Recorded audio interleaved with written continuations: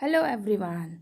This is the science video of class 6 in which we discuss about chapter electricity which is presented by me Priya Singh. This is a fourth lecture of electricity chapter. In this video we will talk about a construction and working of dry cell. Let's get started. The next topic is dry cell. An electric cell is used to operate things such as clock, calculator, phone, toys, etc. It is a small source of energy. It is also known as a primary cell or a dry cell. It converts chemical energy into electrical energy. A dry cell is a primary cell that is non-rechargeable and cannot be reused. You can see the few diagrams of a dry cell. Construction of a dry cell.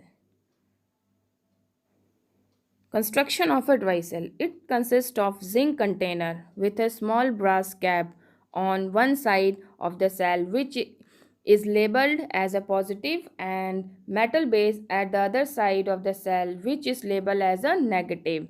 The positive and the negative side of the cell are called as positive terminal and negative terminal of the cell. Carbon rod is placed at the center of the cell, surrounded by a mixture of manganese dioxide and charcoal.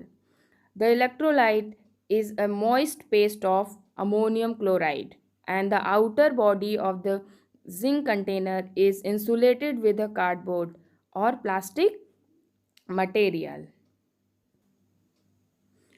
Working of dry cell. When the cell is connected to a bulb, the chemical reaction inside the cell becomes fast and the current start flowing through the bulb. Hence the bulb glow. These dry cells are small source of electricity. But these dry cells are actually not dry. In fact, it works as long as the paste inside it remain moist. The presence of water or a moisture help in the movement of ions within the cell from one electrode to another. This is the diagram of dry cell in which this shows a positive terminal and this flat part is negative terminal of the cell.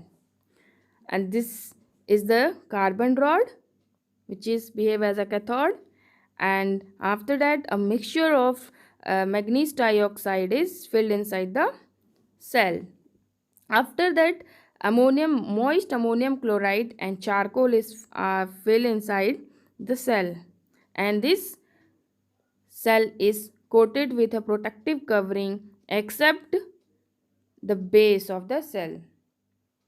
Thank you.